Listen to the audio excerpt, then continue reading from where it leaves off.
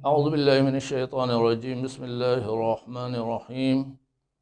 ناظرین محترم و سامعین کرام، السلام علیکم ورحمۃ اللہ وبرکاتہ۔ اگرچہ کہ ہم مسائل اجتماعی کے اوپر گفتگو کر رہے ہیں اور یہ گفتگو کا طریقہ ظاہراً میرے لحاظ سے مناسب نہیں ہے، کیونکہ اس میں سامنے افراد بیٹھے ہوئے ہونے چاہیے جو سوال جواب کریں، گفتگو کریں، نقص کریں، بہتر کی طرف ہم جائیں، تبادلہ عقول ہو، تبادلہ خیالات ہو، وہ روش زیادہ بہتر رہتی ہے۔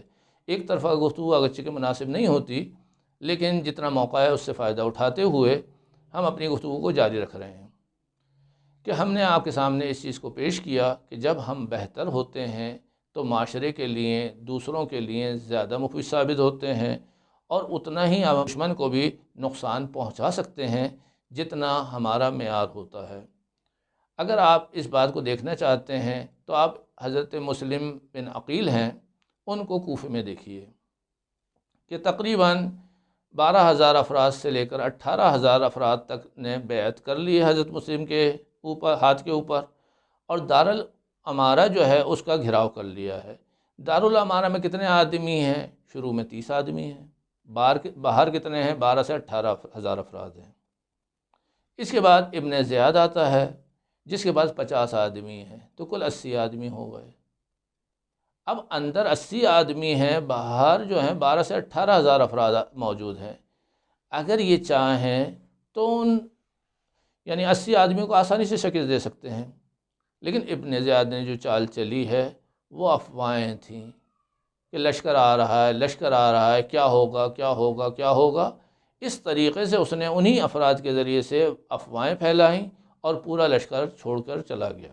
شاید آپ نے تاریخ کا اگر مطالعہ کیا ہو کہ ابن زیاد نے جب قدم باہر رکھا ہے، اس کے افراد نے قدم باہر رکھا ہے، تو بہت ڈر رہے تھے، اور گلی کوچوں میں اور ادھر ادھر سائے میں بھی جا کے دیکھ رہے کہ کوئی افراد بیٹھے ہوئے تو نہیں ہے، کہیں چھپ کے کچھ حملہ تو نہیں ہونے والا ہے ہمارے اوپر، وہ اتنے ڈرے ہوئے تھے۔ لیکن یہ لوگ چلے گئے۔ چلے، ایک دفعہ انسان سے غلطی ہو جاتی ہے۔ دوبارہ ہم دیکھتے ہیں کہ حانی کے مورد میں بھی ان کو جمع کیا جاتا ہے۔ پورا لشکر جو ہے اس کا دارالامارہ میں ہے، باہر سے حانی کے پورے قبیلے نے اس کو گھیراؤ کر لیا ہے۔ پھر ایک قاضی شرح آتا ہے، ایک تقریر کرتا ہے اور ساری قوم کو بیوقوف بناتا ہے، اور ساری قوم چھوڑ کر چلی جاتی ہے۔ اسی طریقے سے 2-3 موارد آپ دیکھیں گے کہ یہ تمام جمع ہوتے ہیں، تمام مواقع ان کو ملتے ہیں، تمام موارد آتے ہیں، لیکن وہ چیزیں ختم ہو جاتی ہیں۔ اس کی اصل وجہ کیا ہے؟ اس کی اصل وجہ یہ نہیں کہ یہ لوگ چاہنے والے نہیں تھے، یہ شاید چاہنے والے تھے، لیکن ان کا معیار اتنا پست تھا کہ ذرا سی چیزوں میں دھوکے میں آ جاتے تھے۔ ایک شیطان آتا ہے اور ان سب کو ورغلاتا ہے، اور یہ اصل واقعے سے ہٹ جاتے ہیں اور اتنا بڑا نقصان معاشرے کا کر دیتے ہیں کہ جس کا تدارک شاید ممکن نہ ہو۔ اس کے بعد آپ دیکھ لیے توابین آتے ہیں، وہ ایک چیز شروع کر دیتے ہیں، لیکن توابین سے اگر توبہ کرنا چاہ رہے ہیں تو آپ کو امام کی خدمت میں حاضر ہونا چاہیے، حضرت حر کی طرح اپنی غلطی کو پیش کرنا چاہیے، پھر جو امام فرمائے۔ تو حر کمال انسانیت پہ پہنچ جاتے ہیں، لیکن توابین زیادہ سے زیادہ شہید ہو کے جنت میں جاتے ہوں گے۔ اس کے علاوہ بھی جتنے لوگ قیام کر رہے ہیں، آپ دیکھیے ان میں بھی یہی ہے کہ اگر یہ امام کی خدمت میں حاضر ہوتے تو شاید اس سے بہت بڑے مراتب ہم حاصل کر سکتے تھے۔ امام زین العابدین علیہ السلام کی شخصیت وہ ہے کہ جو بادشاہ وقت کے مقابلے میں ہم دیکھ رہے ہیں تو کعبے میں امام کے لیے راستہ کھل رہا ہے، اور بادشاہ وقت کے لیے، حکمران کے لیے لوگ راستہ نہیں دے رہے ہیں۔ اتنی بڑی قوت کہاں چلی گئی؟ یہی بے وقوفوں کی نظر ہو گئی، کیونکہ معیار نہیں تھا۔ تو پہلی چیز جو ہمیں سمجھ میں آ رہی ہے کہ ہماری اپنی ذات ہے، ہم اس کو بہتر کریں۔ اگر ہم اپنے لیے مدد کرنا چاہتے ہیں تو بھی اپنے آپ کو بہتر کریں، دوسروں کی مدد کرنا چاہتے ہیں تو بھی اپنے آپ کو بہتر کریں۔ روایات ہمیں یوں بیان کر رہی ہیں کہ اگر تم دنیا چاہتے ہو تو بھی نماز شب پڑھو، تم آخرت چاہتے ہو تو بھی نماز شب پڑھو، اور خالی اس کا مطلب اللہ اللہ کرنا نہیں ہے۔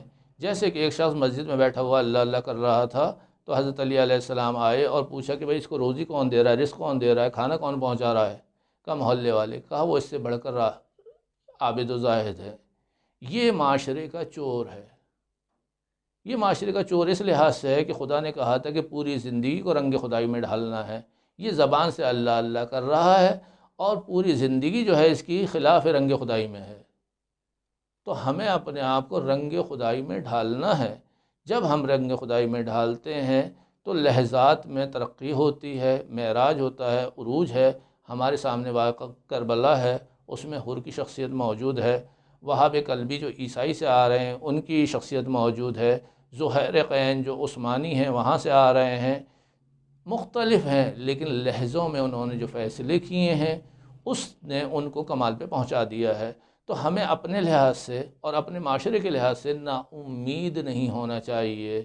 ہم صحیح راستے کا انتخاب کریں، اپنی ذمہ داری اس حیثیت سے کہ ہم مریض ہیں ڈاکٹر کے سامنے پیش کریں، پھر ڈاکٹر کی جتنی صلاحیت ہوگی وہ ہمیں اتنا کمال پہ پہنچائے گا۔ اس کے لیے اہل بیت نے ہمیں راستے بتائے ہیں، ہمیں ان کی طرف غور کرنا چاہیے۔ آج کی جلسے کو ہم یہیں تک اختتام تک پہنچاتے ہیں، آئندہ جلسے تک کے لیے اجازت دیجیے۔ السلام علیکم ورحمۃ اللہ وبرکاتہ۔